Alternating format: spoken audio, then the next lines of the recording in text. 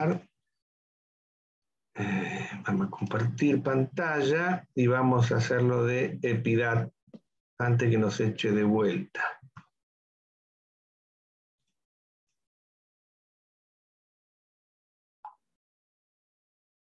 ¿Está compartiendo pantalla ahí?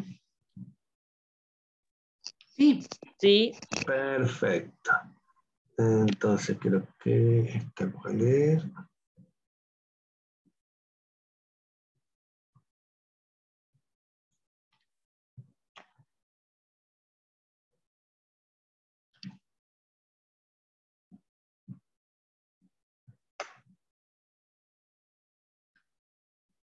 Bueno, ahí estamos.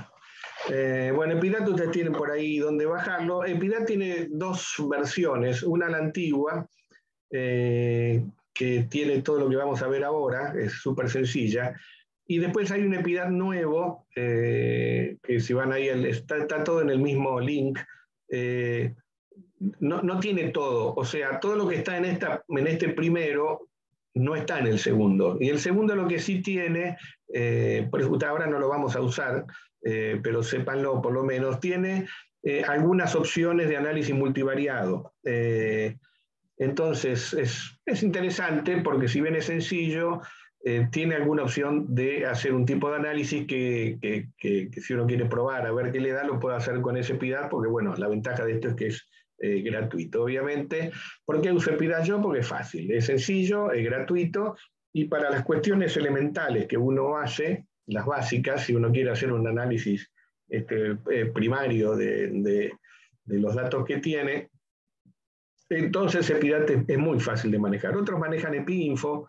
Bueno, yo me acostumbré con Epidat, siempre me pareció más amigable. Entonces, yo insisto, después ustedes puede ser que les guste la estadística y quieran avanzar más y se consigan algún software estadístico o lo tengan que pagar. Hay algunos más complejos que también se pueden bajar gratis. Pero bueno, este es el más sencillo de todos. Y la opción número 2 es, como les dije, que uno, una vez que tiene el material, bueno, busque un estadístico o alguien especialista en el análisis de datos. Pero, como les dije, al especialista uno tiene que ir con alguna idea de lo que quiere hacer. Mirá, yo quiero hacer análisis univariado, o sea, la tabla 2x2, o quiere hacer un análisis bivariado, que es la recta de regresión, que se puede hacer en Excel, o quiere hacer un multivariado, o ANOVA, o cualquier otra cosa. Pero uno tiene que tener una idea de lo que quiere. Insisto, a mí me da vergüenza, o me daría vergüenza ir, porque además me ha pasado que me lo hagan a mí, es decir, che, ¿qué hago con esto? Y cuando obtuviste los datos tenés que saber qué es lo que vas a hacer con esto, no pensarlo después que tenés los datos. Y que te den datos bien procesados, bien cargados y no una porquería. Yo trabajo con una turca, Zaida, que trabajó alguna vez en epidemiología de Río Negro y después se fue, hizo una maestría en Inglaterra y se fue a la OPS a Washington, ahora está jubilada. Así que yo los multivariados y estas cositas complejas los hago con ella, que a su vez tiene un amigo bioestadístico de no sé qué, así que me lo hace ella, pero yo lo testeo, digamos, o hago una visión previa con los software gratuitos y después se lo mando. Y si yo le llego a mandar una base de datos así con casilleros en blanco, bueno, la última se la mandé con casilleros en blanco, me quería matar, pero era culpa mía, pero obviamente me cambié los nombres, ponerla así, así. Todo lo que yo le dije en la primera parte es lo que la turca Yadon me insultaría, porque eran bastante mal habladas, en la forma de tener los datos bien cargados, bien prolijos, lo que es numérico, todo eso es como alguien que sabe mandárselo de otra forma, es un insulto. Bueno, en Epidat ustedes tienen que entrar en métodos y ahí están todas las cosas que se pueden hacer con Epidat. Las que yo más lo uso, o las que son más cómodas o necesarias que ustedes sepan manejar, es lo que dice tabla de contingencia, donde te aparecen las tablas 2x2, que es la típica tabla tetracórica simple, de 4 casillas, esa que vimos antes. También puede haber tablas de 2x n, o sea, que son para sanos y enfermos, pero con múltiples dosis, digamos, cuando uno tiene dosis-efecto, y tablas M por N, que son tablas más grandes. O sea que se pueden hacer algunas cuestiones más complejas. Cuando uno se amigan se van a dar cuenta solos de cómo manejarlo. Nosotros vamos a ver ahora las tablas tradicionales para análisis univariado 2x2. Entonces, cuando ustedes entran a tablas 2x2 simple, te da a elegir si quieres hacer un estudio si es un estudio transversal, de cohorte o de caso control. Prácticamente no hay diferencias entre elijan ustedes transversal o caso control. La diferencia más importante es si ustedes ponen cohortes, porque recordarán de estadística, si no lo recordamos, los únicos estudios que me calculan riesgo relativo son los de cohorte. Con transversal y con caso control, lo que yo obtengo es odds ratio, o sea, una versión aproximada del riesgo relativo. Entonces lo que va a cambiar es que los resultados, si elijo cohorte, me va a poner riesgo relativo y en los otros me va a poner odds ratio. Y me aparece la tablita esta de 4 casillas, en la cual yo tengo que poner los 4 números que yo saqué del Excel, de esos que vimos al final en la planilla. Entonces, yo eso lo tengo que hacer para cada una de las variables que voy trabajando. Si tengo 30 variables cargados en mi Excel, tengo que hacer 30 tablas tetracónicas. Obviamente, si ustedes tienen Stata, o SSPS o cualquier otro software, no tienen que hacer esto. Directamente los software importantes toman la base Excel completa y le tiran todos los datos juntos. Es mucho mejor, más fácil y más sencillo. Pero, insisto, son a mayor complejidad del software, bueno, hay que dedicarle tiempo para aprenderlo. Esto es una pavada, es para tontos. Entonces, ustedes pueden sacar los datos y tenerlos en una forma sencilla. Con EpiInfo, el Instituto Nacional de Epidemiología suele trabajar con EpiInfo, pero es más o menos lo mismo, no cambia mucho. Entonces, se cargan los 4 datos y una vez que se cargan los 4 datos, allá arriba, fíjense que hay un dibujito de una calculadora. Cargados los 4 datos, uno hace un clic sobre esa calculadora y le empieza a tirar, le tira una chorrera de resultados. En orden, primero la prevalencia de la enfermedad, con su intervalo de confianza, la prevalencia en los expuestos, o sea, esto dividido siempre en expuestos y no expuestos, la prevalencia de exposición en enfermos y en no enfermos, mucha bola no le doy yo a eso habitualmente, lo que yo estoy buscando es esto. Primero, el OR. Que esto es vital. El OR me dice cuántas veces el riesgo está aumentado, entonces ahí en este estudio me dio 6, quiere decir que los expuestos a riesgo tienen 6 veces más riesgo, es muy alto. Y después uno mira el intervalo de confianza, que en este caso está entre 2,6 y 14,3. La amplitud del intervalo, como ustedes saben, me dice la potencia del factor de riesgo, pero no importa si es muy amplia. Muestras más grandes, los intervalos de confianza son más chicos. Lo que sí importa es que uno tiene que ver el límite inferior del intervalo. En este caso es 2,6 el límite inferior del intervalo. ¿Qué tienen que ver ustedes? Que esté por arriba de 1. Porque si el límite inferior del intervalo es 0,8, no importa que el límite superior sea 14, pero si el inferior me da 0,8, quiere decir que es menos del factor de riesgo. Entonces puede ser que lo que yo estoy analizando acá sea un factor de riesgo o un factor de protección. Entonces no importa si lo R es 2, pero si el límite inferior del intervalo está por debajo de 1, no es un factor de riesgo. Y luego me va a tirar el chi cuadrado. En este caso el estadístico no me importa, lo que me importa ver es el valor de P. Acá el valor de P está por debajo de 0,05, por lo tanto, si acá no aparece el 1, voy a decir que hay varios ceros. Si aparece así, quiere decir que este factor de riesgo es estadísticamente significativo. Y les adelanto, cuando el límite inferior del intervalo está por debajo de 1, siempre, en todos los casos, el chi cuadrado me da no significativo, siempre, porque de alguna forma está todo relacionado. Si elijo caso control, me pide lo mismo, me va a dar una opción de 4 casillas donde pongo los datos, que van a ser casi con seguridad menores. Acá cargué los datos. Y al cargar los datos, entonces, lo mismo, me da el OR, en este caso me dio 34, un super factor de significación, con un intervalo de confianza amplio, y un valor de P también estadísticamente significativo.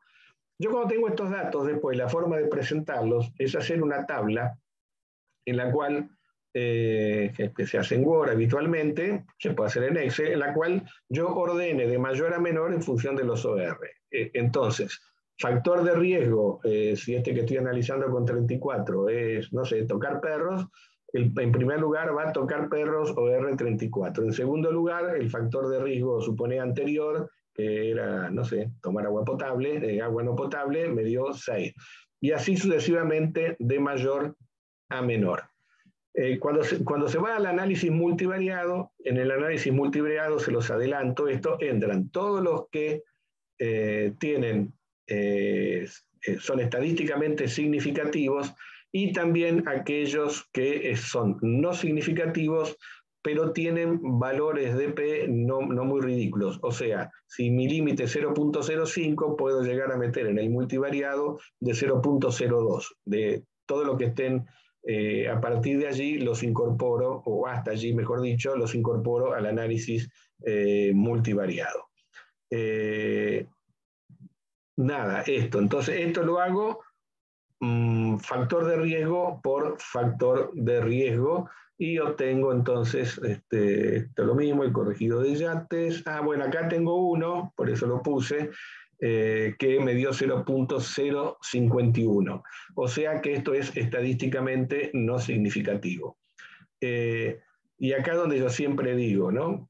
Fíjate que si hago otro test, que es el de Fisher, me da significativo. Ambos están en el límite. Entonces, ¿quién va a interpretar estos datos? El estadístico te dice 0.051 es no significativo. El epidemiólogo te va a decir, sí, es no significativo, pero a lo mejor si el tamaño de la muestra fuera más grande, me pasaría a 0.049 y sería significativo. Es borderline. Entonces, el análisis uno lo va a hacer no solamente en función del valor de P, el análisis epidemiológico, sino que lo tiene que pensar en términos de biología, ¿no? Puede ser esto, porque en general de estos factores de riesgo uno puede sacar acciones. Cuando uno busca los casos de hidatidosis, los familiares, y lo hace en parientes, el factor de riesgo te suele dar así, borderline en relación al valor de P, generalmente como no significativo. Sin embargo, nosotros estudiamos a todos los contactos de los casos y aparecen. Entonces, aunque no sea un factor de riesgo significativo, te está diciendo que algo hay, guarda, si el tamaño de la muestra fuera más grande, la potencia y qué sé yo, pero y ya que está, vamos a estudiarlos a los controles porque es una medida de salud pública. Para el paper dirás no significativo, pero para el programa de control vos vas a estudiar los casos porque claramente está ahí, está asociado. Por eso siempre digo que la interpretación de los datos es epidemiológica más que estadística. La estadística ayuda. Y la otra cosa, para terminar con EPIDAT, que tienen que usarlo, es muy cómodo, es la inferencia, lo que se llama ahí inferencia sobre parámetros para una población, que lo tenemos para medir la proporción. Y esto es para, el que usamos siempre es el de proporción, es para saber, esto estima los intervalos de confianza en estudios de prevalencia. Cuando tu prevalencia hallada por ecografía, por coprantígeno, por serología en los chanchos, por lo que sea, te da un valor, prevalencia del 3%, bueno, la forma correcta siempre de presentar los datos es el valor de la prevalencia con su intervalo de confianza. Porque eso te va a dar una aproximación al verdadero valor de la prevalencia. Si el intervalo de confianza es chico, quiere decir que el valor de la prevalencia está aceptable. Pero si el intervalo de confianza es enorme, bueno, guarda con la interpretación de la prevalencia. Y eso está muy asociado al tamaño de la muestra. Cuanto más grande el tamaño de la muestra, los intervalos de confianza van a ser más chicos y por lo tanto el dato va a ser más valioso. Acá cuando entras ahí, lo de EPIDAT es una pavada, te pide el número de positivos o casos y el tamaño de la muestra, cuántos estudiaste. Así uno trabaja con eso. Contraste de hipótesis lo pueden usar. ¿Qué quiere decir? Que es comparar tus datos de prevalencia con algún estudio típico. Supone que vos querés comparar la prevalencia no sé, de triquinosis en chanchos de Sierra Grande y conocés los datos de prevalencia de triquinosis en chanchos de La Pampa. Entonces tildás contraste de hipótesis y entonces te va a pedir el valor a contrastar, que es la prevalencia de los chanchos de La Pampa. Entonces te va a dar lo que se llama una prueba Z, que va a relacionar o comparar tus datos con los datos de la otra prevalencia. En alguna ocasión se puede usar, es una tontera usarlo. Pero lo que sí importa entonces es que si yo cargo, entonces como en esto, número de casos 48, tamaño de la muestra 580, entonces me va a dar, ahí está abajo de todo, la prevalencia, 8,5, que eso no hace falta que te lo haga Pirat, y te da el intervalo de confianza. O sea que esa prevalencia 8 fluctúa entre 6 y 10. En el mejor de los casos, o en el peor, es 6 y en el mejor es 10. O sea que el 8 no está mal, está cerca. Pero si mi tamaño de la muestra hubiera sido mucho más chico, ese intervalo empieza a agrandarse. Y ahí es donde yo tengo que tener precaución. Por eso, porque a veces, si uno dice nada más la prevalencia de positivos y no tenés el valor o la referencia del tamaño de la muestra, vos podés haber hecho tu resultado con una muestra de 2 o de 3. Entonces, eso va a tener un intervalo de confianza enorme y por lo tanto el valor de eso es nada, o sea, muy poco. Ahora, si yo te digo nada más que el valor de la prevalencia, te digo, no, sí, mis chanchos son positivos el 3%, pero resulta que vos estudiaste 3 chanchos, estamos mintiendo, digamos. Entonces, el incorporar siempre en los datos de prevalencia el intervalo de confianza es importante y eso lo hacemos con Epidat. Bueno, perfecto. ¿Alguna duda de esto? No, esto es más fácil todavía que el Excel.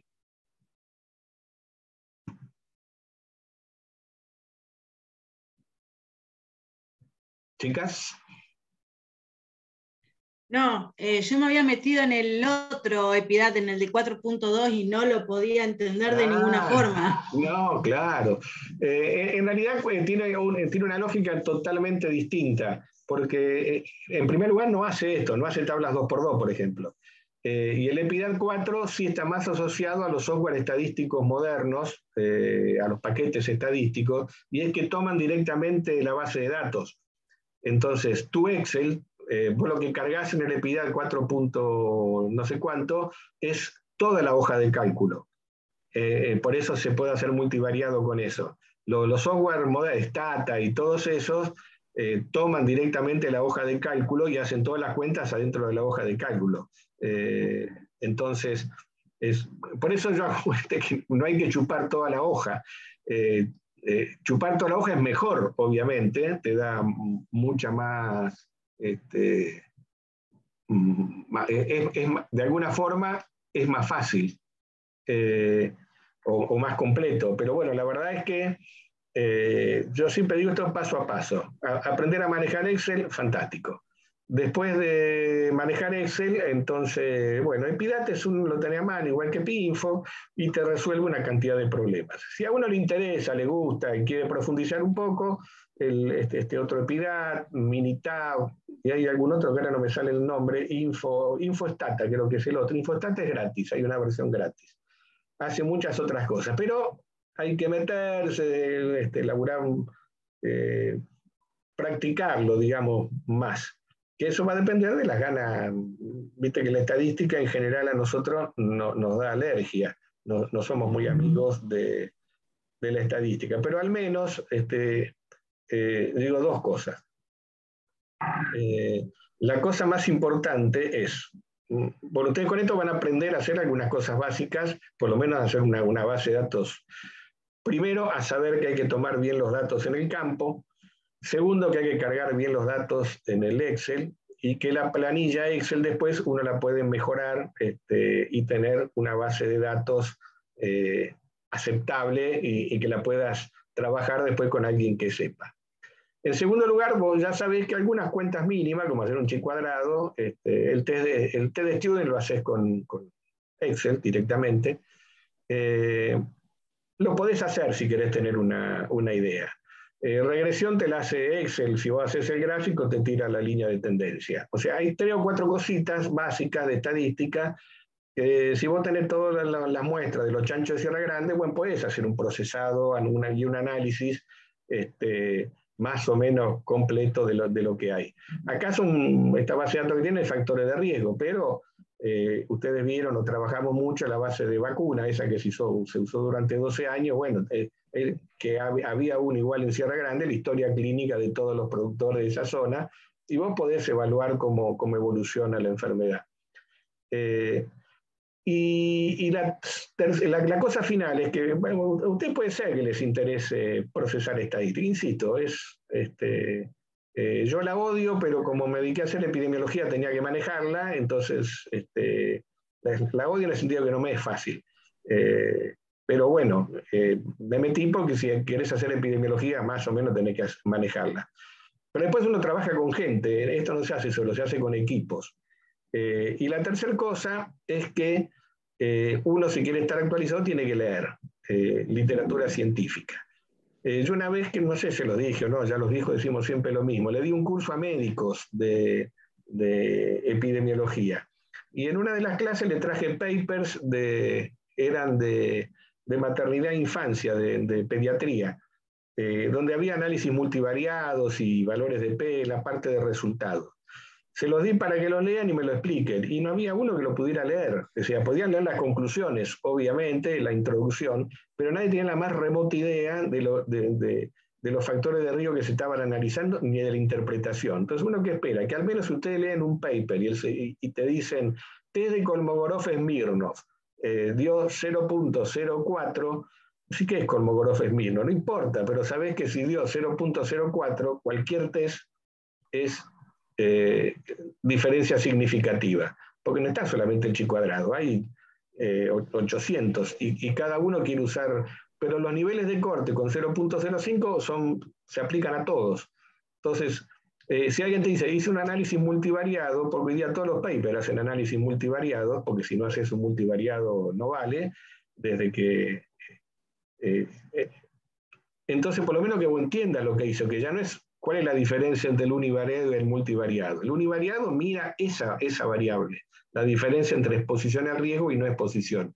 Pero el multivariado compara las 10 más importantes, más las 4 que no llegaron a significativa, pero están ahí, y te dicen de estas 12, estas 3 son las más importantes, porque las demás interactúan entre sí, y entonces el análisis epidemiológico es mejor. Eso antes no existía, cuando no había computadora, como yo decía que paloteamos, no había multivariado.